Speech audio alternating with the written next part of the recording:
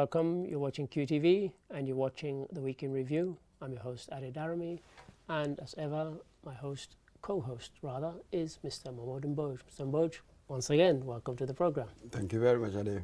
Thank you. And for viewers who might be watching for the first time, and for those who are watching for the 10th or 20th time, let's go through how it works. We've got 10 stories, big stories from the week, and we go through them in some detail. We look at them and we discuss them, kick them around. Some stories we'll spend a bit longer on than others. We've got things like the polio outbreak, we've got Gambian athletes, we've got AFCON, and also a gruesome incident in Farafenni. But let's get cracking. First story, the kind of news that really, on top of COVID and everything else, we didn't want to have to hear. What am I talking about? Polio. Let's listen to the Health Minister. Have a listen. We are preparing for at least 2 massive supplementary polio vaccination rounds, targeting 382,908 children who are 0 to 59 months of age in each round. Our goal is to vaccinate all children 0 to 59 months in the Gambia. We implore all parents to cooperate with our vaccinators during the vaccination campaigns to enable us to end this outbreak soonest. Enable us to end this outbreak soonest, Mr. Mboj. I said in the intro there, it's the kind of news that we didn't want to hear. We thought we'd gotten rid of polio, country had been declared polio free, and then we get this. What did you think when you heard that? Double whammy. Yeah. Coronavirus and poliovirus. Absolutely. Apparently last detected in 1987. Sure. And then WHO declared the Gambia polio free in 2005. But here we are. But again, I think it's connected to, remember sometime earlier when some health analysts were saying that they had this fear that because of our concentration, our focus on the pandemic, COVID-19 pandemic, we might be neglecting other diseases and immunizations are not being carried out and that sort of thing. Yes. I wonder if there's any connection between this sudden outbreak and that. Indeed, and we heard the health minister there talk about vaccinations. You know, when I heard that, I kind of smiled because, you know, you and I know that we live in an age now when people have become very suspicious of vaccinations, particularly, obviously, around COVID. But, you know, 0 to 59, I didn't know why they didn't say 0 to 60, which is, you know, 3 years, 5 years old. Why do you think that is? Well, all of us, we all have our polio vaccination. Yeah, quite. So that was normal. So all of these people now today sort of showing skepticism, being skeptical about these vaccines. Well, their parents all had the vaccinations. But now what, social media, conspiracy theorists, so the whole ecosystem, the whole ecology of information, you know, everything has changed now. And it's been poisoned to an extent when we grew up in an age when we thought, you know, vaccines were good. And now the thing is, they're not necessarily good. And with COVID, of course, you can probably realize why. People said, oh, you know, they found a vaccine rather quickly, didn't they? And that's what's led to the suspicion. But for something like polio, as you said, you know, growing up, we had our polio vaccination and nobody blinked. Absolutely. And now, is it likely that the kind of skepticism around COVID might infect things and put children in danger? Absolutely. So there's always that danger. So it depends on how government or how civil society, whoever, how we engage parents, how we engage people, how do you communicate with them. Of course, the danger of misinformation and denial and all sorts of things will always be there. But again, it will depend on how we manage it, because manage we must. Yes, indeed. You know what I mean? This is a public health emergency. So manage we must. And we don't want to use force No. That's within the armory of an executive in an emergency, but we don't want to go there. Yeah. So therefore, they're going to have to manage it, how they talk to people, possibility to try to persuade them. Sure, sure. And how do you bring people along? Because, you know, in years past, for good or ill, we just took it, you know. You were told, line up, take your vaccination, and you took it. We're not in that age now. You're going to have to convince people. You're going to have to be quite persuasive to say, look, this could save your child's life and also stop the spread. You know, as he said there, one case constitutes an outbreak. And, you know, hence the reason to bring in emergency measures. So in terms of, is it likely, I hope it is, that they'll use some of the lessons learned from how they've dealt with COVID, both in, you know, there was a lot of skepticism, and then latterly people started turning up in numbers actually to get vaccinated. Is that likely to help somewhat? Sort of, and when we look at the history of immunizations in this country, according to the WHO, we've been doing very, very well. Correct. Over 90% consistently on certain diseases. So I am not as doubtful as you know, of this the success of the campaign. I don't doubt that it wouldn't be successful at all. Sure. I suspect that we've got that culture. People will all understand that, even though you've got these infections, if you like, these social media infections in there. But I think that generally, I think that they will handle it. Yeah, and just if I go back to something you said earlier, because for me when I heard the announcement, my take on it was exactly what you said earlier, that we'd kind of taken our eye off the ball in relation to other things. So the precautions that we would have been taken to make sure certain diseases did not rear their ugly heads, we'd kind of taken our eye off the ball, and these things, you know, the precautions we were taking, we were not taking. And all of a sudden, this I see as quite a wake-up call. Hopefully it will be a warning. Yeah, sure. You know, a warning sign that, look, take care of all the diseases where you need to immunize people, otherwise this can happen. Sure. So it's a wake-up call. Sure. Hopefully it will, you know, rectify so much else. Thank you. Let's hope that happens. So, as we say there, a wake-up call, and let's see if we can eradicate it, and also whether the vaccination program that he mentioned, the massive 282,000 plus, they hope to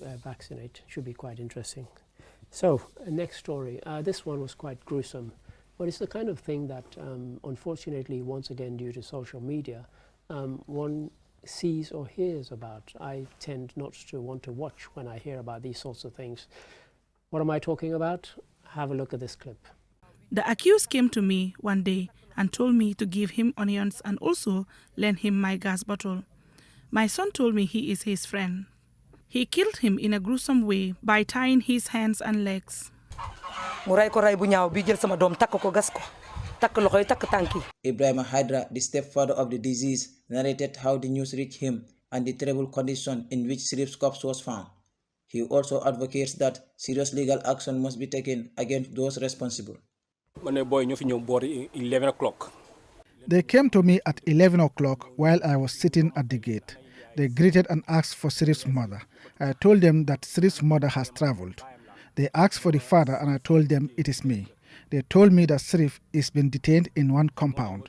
I went there and found Sirif lying in the veranda and not covered. I told them that he is dead, and I went and called the police. Stepfather there talking, he went and called the police. For those who didn't see what led into what we've just watched, a young man, 17-year-old, I made a call to our reporter and I said, what had he done? I said, because the social media said he'd been caught stealing. He said, oh, let me find out. So he called the police and he called various eyewitnesses, and he wasn't caught stealing. He was caught in somebody's compound. They said loitering with intent to steal, they thought. They tied him up, trussed him up like a pig, and actually beat this boy to death while somebody calmly filmed it. Mr. Mboch, in 2021, are we so desensitized that we can do this thing and somebody just calmly stands there filming? So you can see all the people involved in the boy's beating. I mean, what's happened to us as human beings? Quite extraordinary, isn't it? Really, very, very sickening. And I also thought, whilst they were beating this poor boy, wasn't there anybody who had the sense to say, hey, look, we're killing him, stop, stop. Not a single one. Yeah. I just don't get it at all. I mean, we know in this country for a long time, I mean, we're Africa, perhaps other parts of the world as well, when they catch a thief, they'll beat you too, you know. In and some usually societies, it's usually a petty thief. A petty thief, that's it. Sometimes they kill you. We remember the stories that used to come from Nigeria where they put a car tire around you and then set you alight and that sort of thing. But here, I don't think I've never heard of any incident where we had gone over to the extent of killing somebody. And this took several minutes of beating, and it was all calmly filmed. I mean, I refused to watch it, even though they sent us the video. And as you said, did nobody feel bold enough? And even some of the older people, so one of them, I think one of the accused who's now being charged is in his 30s, so he's not some teenager.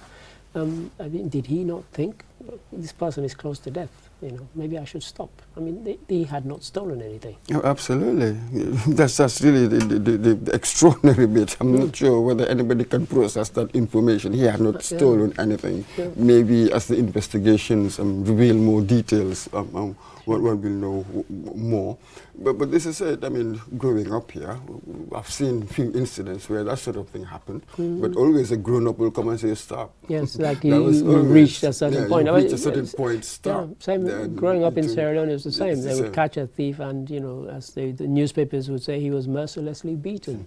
And people, complete strangers, would just say, you know, what did he do? What did Amande do? You know, oh, thief man, you know, he stole something, and then they'll join in the beating. They don't know. They don't need to know anymore. And it seems to be similar to what happened. But relatives, friends, and so on. And at the start of that clip, the mother, the person she was describing, she goes on to say, was a good friend of my son, and yet he was involved in his killing. How would the Americans put it? With friends like that, who needs enemies? You know, I mean, unbelievable. Seriously. But again, a more general point here, possibly, we've noticed something. Something is going on here. I think one of the people who touched on this sort of academically was Professor Abdullah Sen, the TRRC, that report. There was a bit about socially what the experience has sort of done, and one sees it when you are in traffic or, you know, just using public space. Sure. Public space, I mean, civil society in many ways is unbelievably uncivil. In many ways. I've seen it. Yes, there's a lot of rudeness and sort of intertwined, wrapped up with this notion that now we are free, democracy has returned, interpreted in a sort of, freedom is seen as a kind of licentiousness. You're being licentious. So when you combine these, there doesn't seem to be any authority. People have lost respect for kind of social authority. You don't have that. Combined with this sense that I can do whatever, then there's a cocktail for social unrest in the future. I mean, it's really a very, very difficult situation, but we see it all the time. We were born here, grew up here, but now you look around, you're like, wow, is this a different country? The rudeness, everybody sort of gets angry so quickly. People are just easily offended. And the foul language that we just use gratuitously. So there's a whole symptom. You know, I mean, I see it when I'm driving daily to work, and I try and drive, you know, at a sensible pace. And then all these people who overtake you, and then you see a taxi that overtook you 5 minutes ago has crashed into something. And as you know, you slow down to see what happened, and then you see the two guys involved start by exchanging insults and exchanging blows. And you think, what were you rushing to in the first place, that you're overtaking me at 90 kilometers or 100 kilometers an hour, and now you've crashed, and now you're fighting somebody? You know, what's this anger all about? Can't we just discuss it? It has happened. Let's discuss it like grown-ups, like rational people, and move on. But everybody's emotions are just sort of tense, on edge. You know, the slightest people just problem, spark off. people just, you know, just sparks of all sorts of things. I chose this case because I also believe that it's kind of symptomatic of a certain attitude that's out there. of kind of intolerance and so on. The fact that you could get that angry to the extent you could quite slowly, gruesomely beat somebody to death. I mean, the guy was tied like this.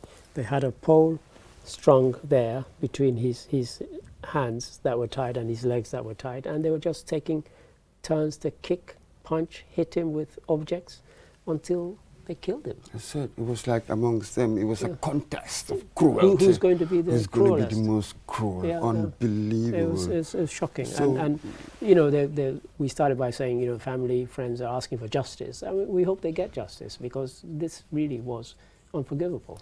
And we need to set an example. You see, with these things, we need to set an example that this is really intolerable, yeah. beyond the pale. Sure. It shouldn't happen. So we'll see how the authorities handle this one. Yeah, indeed. Thank you for that. And as we said, really, really quite gruesome. And now to something else that united the whole nation. What am I talking about? Of course, we were all glued to our TV sets or watching online as the draw was made for the AFCON. Have a look at this. Gambia, making their first finals appearance, found themselves drawn with familiar opponents and near neighbors Mauritania, making their second appearance, fellow West Africans Mali, who are appearing in the finals for the 12th time, finishing as runners-up in 1972, and group top seed Tunisia. The Tunisians will be making their 20th finals appearance and were winners in 2004. The Scorpions will open their Group F campaign against Mauritania in Limbe before facing Mali and Tunisia.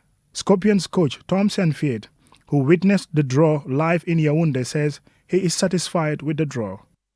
Yeah, I think we can be very satisfied with this drawing. Of course, we know that all the teams are quality teams. There are no easy opponents. But if you make before the draw a wish list or a dream group, then this comes close to it. I think Tunisia is a strong team, but in pot one we're only strong teams. And with Mali and Mauritania, we have two teams I think we can be competitive against. So I'm very positive. We played the last years against strong opponents, Algeria, Morocco, Gabon, Angola, DRC, and many other games. We're always competitive, so we can be competitive also in this. Scorpions coach Tom Sanfier there. Now the reason I'm smiling, Mr. Mboj, not so much what he said as the fact that after what we've just heard from Sanfier, I went on the CAF website to hear what other coaches, not just in Gambia's group, but in all the groups, were saying. And I noted 5 coaches: Morocco, Tunisia, Algeria, and Sierra Leone, and Cape Verde. And I think they'd all been given the same script. They all said, yeah, this is the kind of draw that we're quite happy with. There are no easy groups and there are no easy teams. And I'm thinking, am I reading the same interview? But let's be realistic. Looking at Gambia's group, just Gambia's group rather than all of the groups, Mali, Tunisia, Mauritania, or Mauritania as my colleague prefers. Is it one that we could get out of and get? Let's remember that potentially a third-place team could actually progress to the next round. Not that I'm setting our ambitions low, but of course. Almost everybody, I think, apart from Mauritania, are higher ranked than us. I think even Mauritania. Yeah, so. Yes. So we have to put things in context for us. Yes, Tunisia, 2004 winners. Indeed. Yeah. Mauritania, this is their second showing. Yes, their second time going. And Mali, they've been there 12 times. 12 times. We are very much the underdogs. Indeed, yes. Granted. Yes. But again, as Sanfier said, we've been competing with pretty good big teams. Yes. We've been competing with big teams and we've been beating them. Yeah, like of Angola. Yeah. So that excitement, that energy, knowing that, tournaments, they take a dynamic of their own. So with the right preparation, psychologically, the right mentality, we might surprise. Yeah, and I said to my colleague Gajaga, I said, if you talk to them, just mention the word Madagascar. The last tournament, and they got all the way to the quarterfinals, and that was their first appearance. Absolutely. Albeit they didn't qualify this time. But first appearance, and they made it all the way to the quarterfinals, played some fearless football, and everybody who was a neutral was rooting for them. I think Gambia has to go with that kind of mentality, and I think what is in Gambia's favour is that actually we now have players who are playing in some of the top leagues in, you know, Serie A and so on, not just as in the past. You know, we had very few who were in what you'd call the big 5 or 6 leagues in Europe. That's changed, always changing. Oh, absolutely, and you need that to change, because when you take Senegal, that team that did so well in the World Cup, a good number of them were really kids from living outside or from outside. So this is it. We're having lots of those, and then people who claim Gambian heritage as well, we can go and tap into that as well. Yes, this is the modern game, so why not? We will go on to do that. But I'm just sort of fairly confident, you know, cautiously confident that we will get out of the group. That we'll get out of the group. Yes, absolutely. Okay, thanks for that. I'm going to throw caution to the wind. Yes, let's dream big. Absolutely. And we wish the Scorpions every success, and we'll be rooting for them every step of the way. And of course, what we've also mentioned several times on QTV is that West Africa can be very, very proud, because of the 15 countries in West Africa, only 2, Benin and Liberia, ironically former World Footballer of the Year as their president, didn't qualify for the AFCON, but everybody else did. So great representation by West Africa there, and let's hope they all do very, very well. Thanks again. And now on to something else. It was a long time since either myself or Mr. Bush could call ourselves youths. And so I vaguely remember that I once used to be a youth. And recently it was International Youth Day. How was it commemorated here? Have a look. The world's population is expected to increase by 2 billion in the next 30 years. Therefore, producing a larger volume of healthier food more sustainably is needed and cannot be achieved without the participation of young people. The Minister of Youth and Sports, Bakari Baji, in his International Youth Day statement, delved into the theme. There is a high need for youth folks to galvanize efforts in making sure that the fight against hunger, as well as create a healthy universe. With the world's population expected to increase by 2 billion people in the next 30 years, it has been recognized by numerous stakeholders that producing a large volume of healthier food is more sustainable and will ensure human well-being. Now there we heard the Minister of Youth and Sports talking, Bakari Baji there. Samboj, it's always kind of struck me as odd that, you know, in our schools and colleges, we don't try and impress upon youth the importance of getting into something like food production, agriculture. Because yes, you might want to be a footballer, you might want to be a rap singer, reggae singer.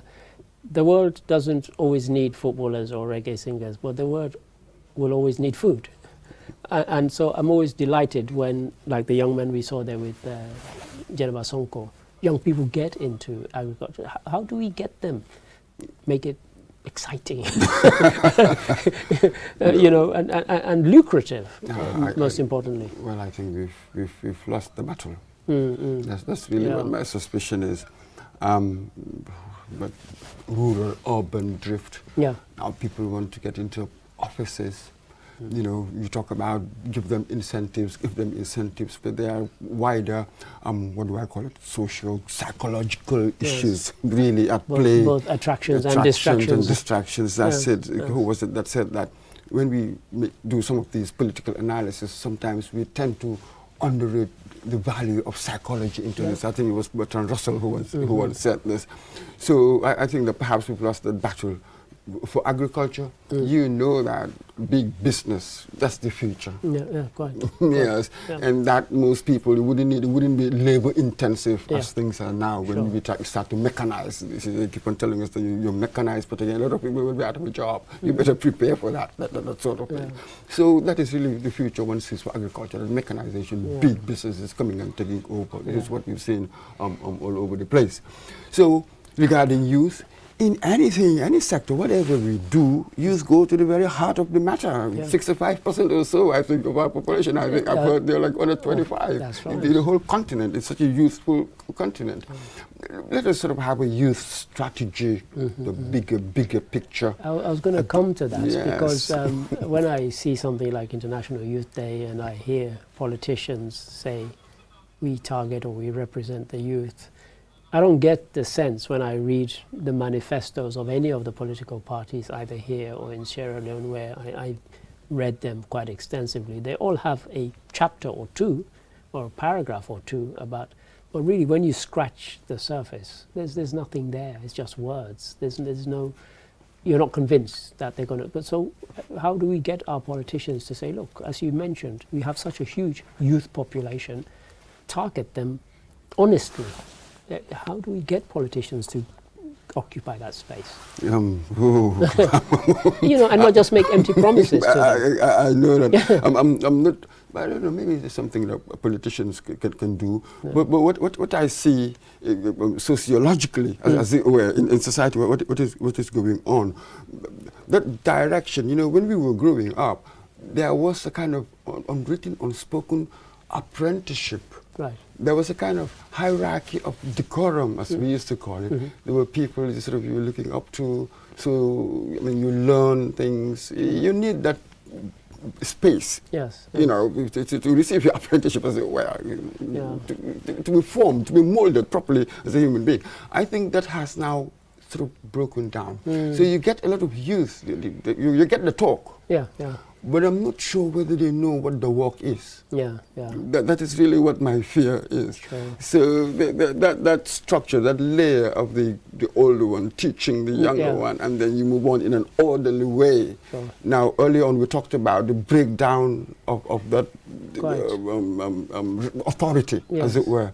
So this is really what my fear is. The youth need to learn a lot of stuff. And we also talked about the impatience.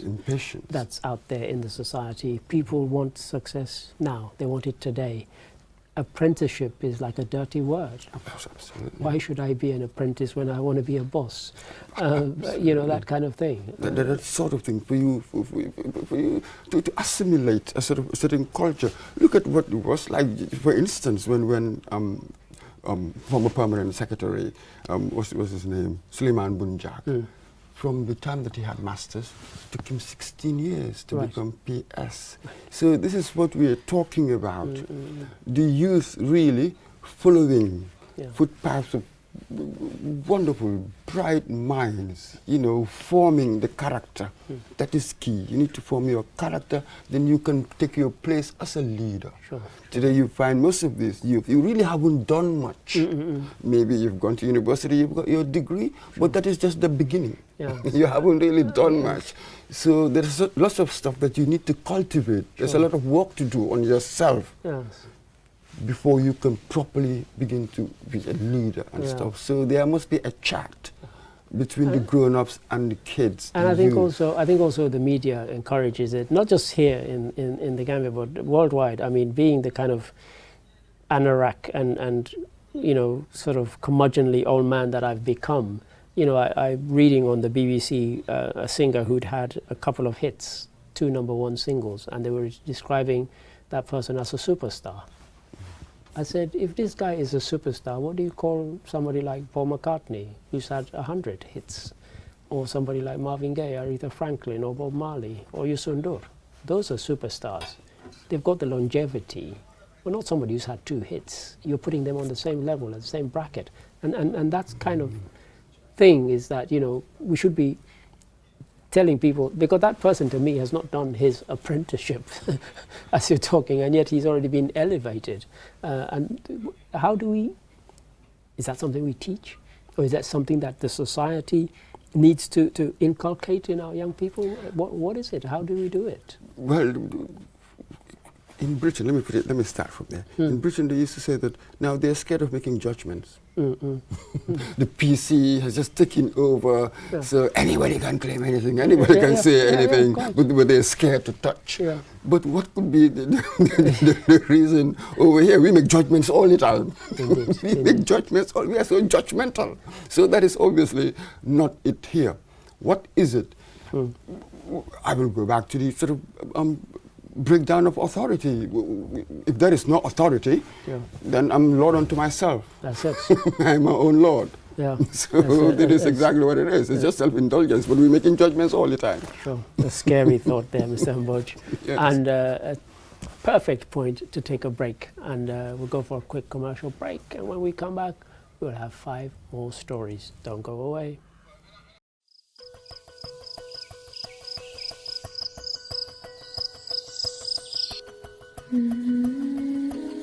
Light. From the beginning of time, light has been there. It is integral to our survival and to our way of living. We need light to work, To build, to grow things, and even to see our loved ones. light makes things easier and better. So QCell has changed the way you buy QPower to make it easier and more accessible. You can now access the same service quickly and get your cash power tokens instantly with the new QCell QPower code. To light up your world, simply dial *363#. With a touch of your fingers, With ease and convenience from the comfort of your home or office, you can bring light into your world instantly with *363#. QPower, lighting your world. QCell Sunyabus. We innovate, others follow. Hello and welcome back. You're watching QTV and you're watching The Week in Review with me, Adi Darami, and Mamadou Mboj. Mr. Mboj, thank you for your interjections on the 5 stories so far. And for anyone just joining us, we got 5 more stories to go. And the next one is something that links America and the Gambia very, very closely, almost impossible to separate, rather. Who am I talking about? Alex Haley. Recent centenary has been marked of his birth. Have a look. National Roots Festival in this country could perhaps have been a much bigger cultural event with an appreciable commercial dividend given the cultural and commercial reach of the book. But it's never too late.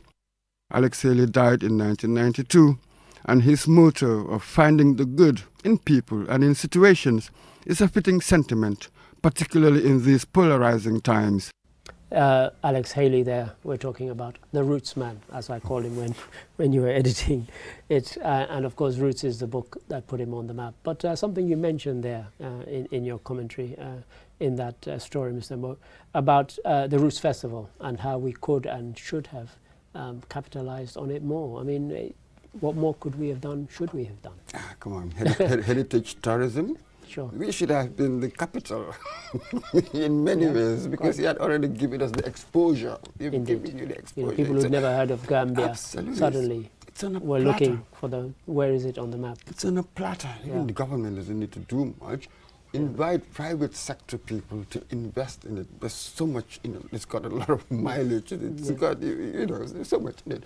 So this is it. I think we sort of never milked it.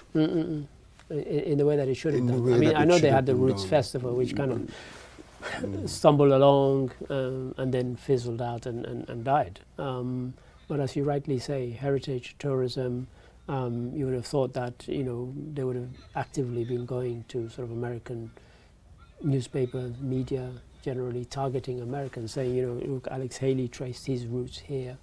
Why don't you try and do the same?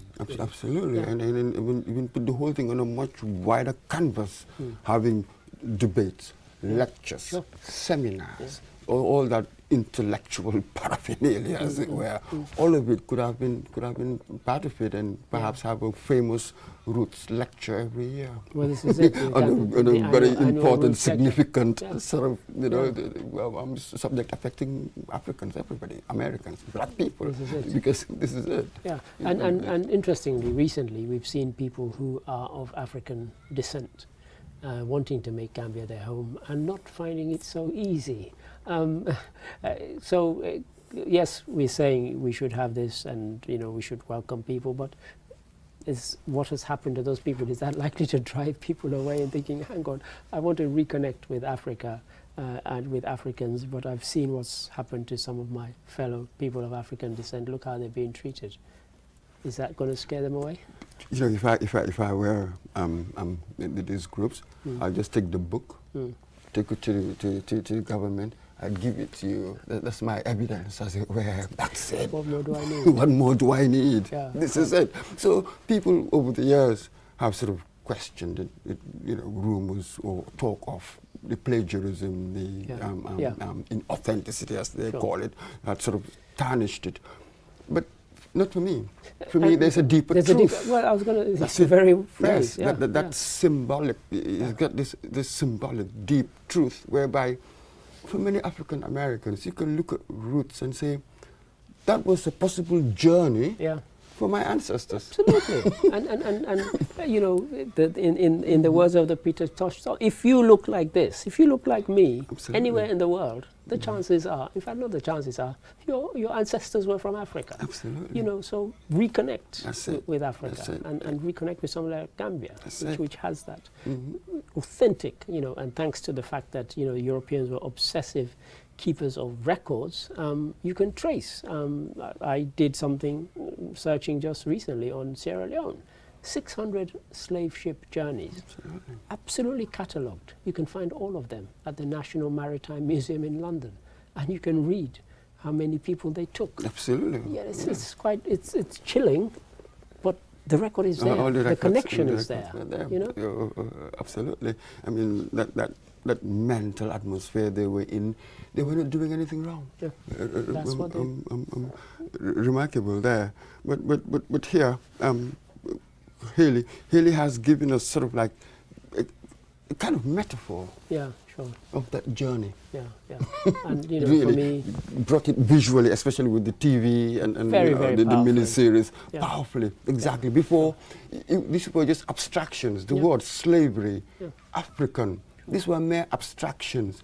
He fleshed out. 130 million people watched. Absolutely. The first series. He fleshed it out for everybody, and then he changed really afterwards the way people saw slavery in Africa. It was a game changing. He was a pioneer. Which I was going to come to, because his influence seeped through to other writers, poets, singers. People started talking about Roots. There's even a band called The Roots who traced the fact that they were inspired by the book to call themselves that. Oh yeah, the parade resonates with popular culture and that sort of thing. Oh, absolutely. Phenomenal book. Remarkable stuff, so really. He's no longer with us, but happy 100th birthday to Alex Haley. Now, something closer to home and closer locally, not across in the Americas, but here. We talked about roots and talked about connections.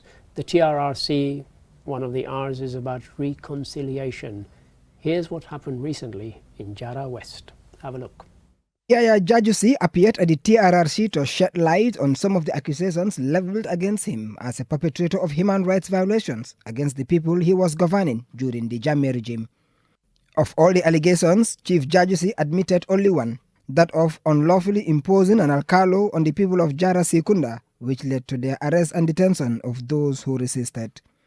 At the event at Jara Sekunda, headed by the chairperson of the Reconciliation Committee, Commissioner Imam Jallo, Chief Yaya Jajusi apologized to his victims and admitted that his actions were wrong, as they were unlawful under Gambian law. Unlawful under Gambian law. Sternboch, you and I discussed this when the broadcast went out, the piece that we're discussing now, in the longer piece that went out on the news. And you raised an interesting point with me at the time. You said, yes, the TRRC, Truth, Reconciliation, is part of the TRRC, the letters there. And you said, okay, there's reconciliation now. We're all, another R, the recommendations, which is not part of the lettering of the TRRC. If those recommendations come, what happens to somebody who had several adverse mentions and albeit has reconciled with the community, and if the recommendation says prosecute what happens next. That's exactly it. What would be the effect of these apparent reconciliations? We've been seeing them all the time. There have been a few. Yeah. That's it. So what effect would they have on the final recommendations? Yes, we do not know. With the chief of Jara West there, he admitted only one, wasn't one it? of seven. We heard from, wasn't it, Kadi Kamara, you know, who said she paid, what, $14,000 right. bribe. He had lost her shop. Sure. We heard from, what's her name, Kasamanding Kasama as well. That's right. He said that it was because of, it was the chief's orders, and the chief's orders that she was locked up for 40 days, lost, her husband was divorced, and then all sorts of things. So we need to balance different interests. Sure. Of course, in the end, we want reconciliation. But again, reconciliation doesn't sit on its own. Yes. It sits with other concepts. Sure, and do you reconcile? I was going to say at the expense of justice. That's it. And that's going to be the conundrum. Yes. You know, we've not got long to wait for the report to be finally presented. They asked for this extension to the end of August. We're nearly there. And yes, do you reconcile at the expense of justice? That is going to be the question for the Gambia, not just for Chief Jarjusi or anyone else. Absolutely, and the deeper question, can you reconcile without justice? So we be really very, very careful here. Reconciliation is a very difficult, long-term project. Sure. Now, it's going to be ongoing. Even after they submit, there must be some structures that are ongoing with this the reconciliation bit. So this one is going to be a difficult one. We'll see what the TRRC recommends, and we will see what the government will put in the white paper. Yeah. I think we'll be debating this for a very long time. I suspect we will, and I'll just say I won't mention Sierra Leone except in mentioning it now. Go and look at that recommendation and how much of it has been implemented. I don't want to scare anybody, but hey, don't have too many high hopes. Thank you, Mr. Mboj. A completely different subject now, but back to sport. Our Olympians have returned and we welcome them warmly. Some of them recently met the press. Have a look. The athletes Ibrahima Kamara, Ibrahima Suribuaro and Gina Bass were joined by the National Athletics captain Adama Jammeh to answer questions about the just ended Olympic Games in Japan and what expectations Gambians should have of them in the upcoming competitions. The trio all view the Tokyo Games as a learning experience and promise to do better if the support is given to them, particularly going into 2022 when 3 major competitions are lined up for the athletes in the continent and the world stages, namely the Islamic Games, the Commonwealth Games and the All-Africa Games. Adama Jammeh, team captain who missed out on the timing to Tokyo, said there are a lot of Gina Basses and Ibrahima Kamaras in the country, but the lack of infrastructure, materials and support must be improved to motivate them to achieve more. Lack of infrastructure, materials, support. What else? Mr. Mboj, you and I and most of the country, we watched, of course, most of our hopes were on Gina Bass, but we also wanted the others to do quite well. And, you know, they didn't win medals, but nonetheless, we kind of gave the thumbs up to them because they really seemed to, you know, give everything they could, given the sort of strictures or the constraints under which they prepared for the games. I mean, you watched it. What were your impressions? Absolutely. I mean, I think we focus more on her because really she's the queen of track and field. Sure. in this country, you know. A gold medal winner already at the absolutely, All-Africa Games. at the All-Africa Games. Yeah. And at the Olympics, I mean, broke 2 national records. Sure. So, yes, no resources, no facilities. We've always had these issues, but I think we've got will and talent. Yeah. I mean, and I've said it before. I mean, I've gone around the country and I've seen the talent is here.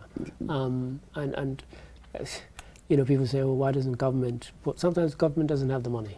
But I've always wondered why corporate entities aren't investing more in the talent that can bring great, you know, recognition to the country. Absolutely, and perhaps what government can do is to be a facilitator, having relationships with bodies, sporting bodies or training facilities elsewhere.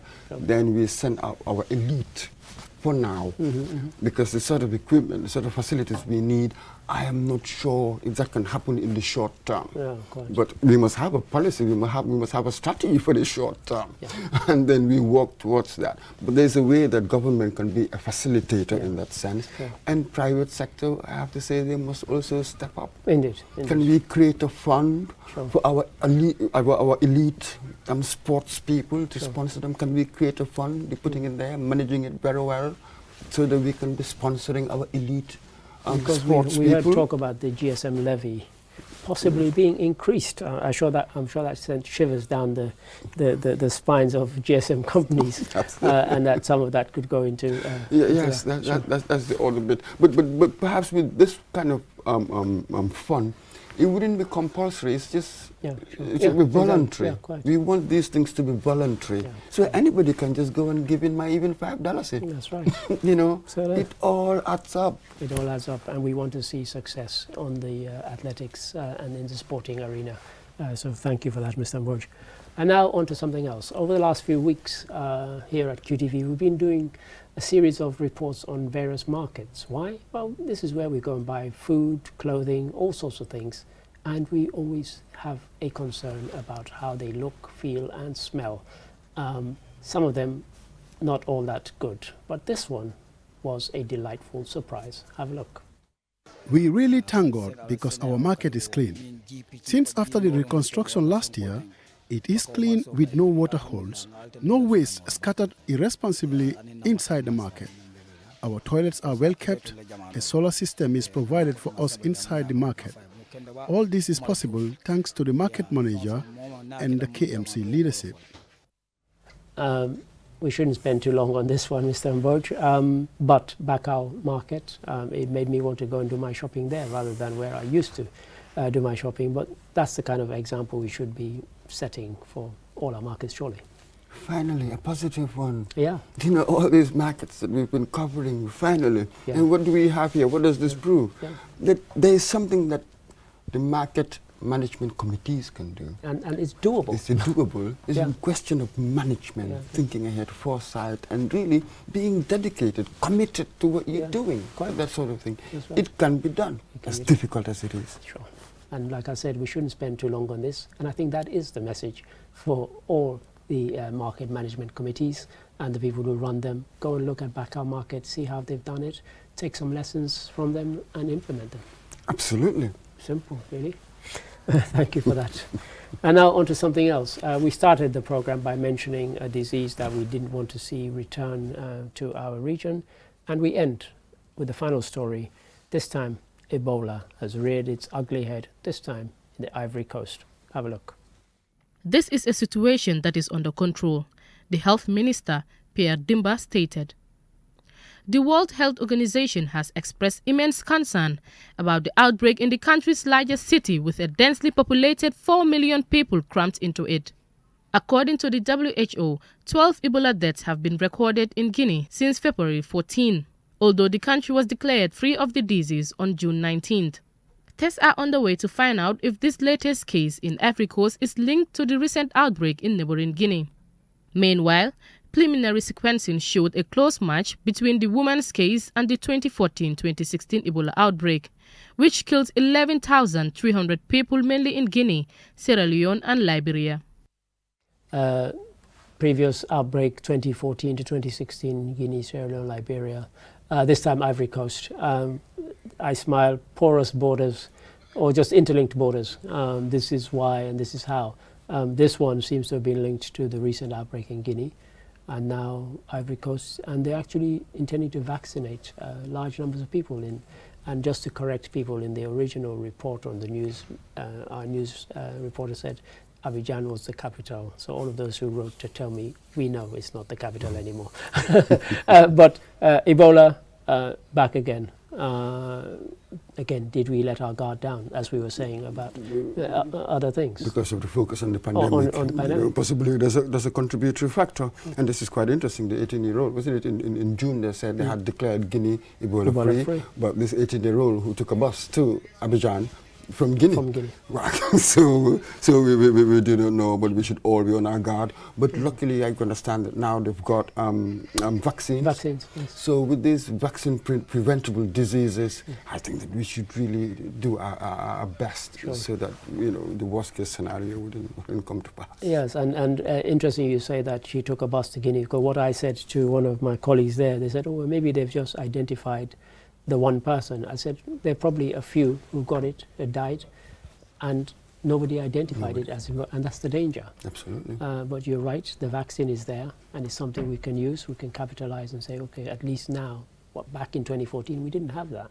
Absolutely. And that's why so many people died. Yes, so that was thing they were doing contact tracing, something Indeed. similar. They That's went right. back, I think they vaccinated all of them. All of them. So they really on their toes right now. Really very much so. And this one, Ivory Coast, we have to give them a thumbs up, because apparently they contacted everybody on the bus and that this young woman was on, and they've been able to trace them all, and they've been able to vaccinate all of them. Yes, and I understand, what, about 70? Yeah, that's right. Yeah. Something like that. So the recent experiences, recent outbreaks, I'm sure they've learned. They've learned lessons. We've got lessons there that they've learned, so they implement it just quickly. And it allows you to act quickly. That's right, fast. yes.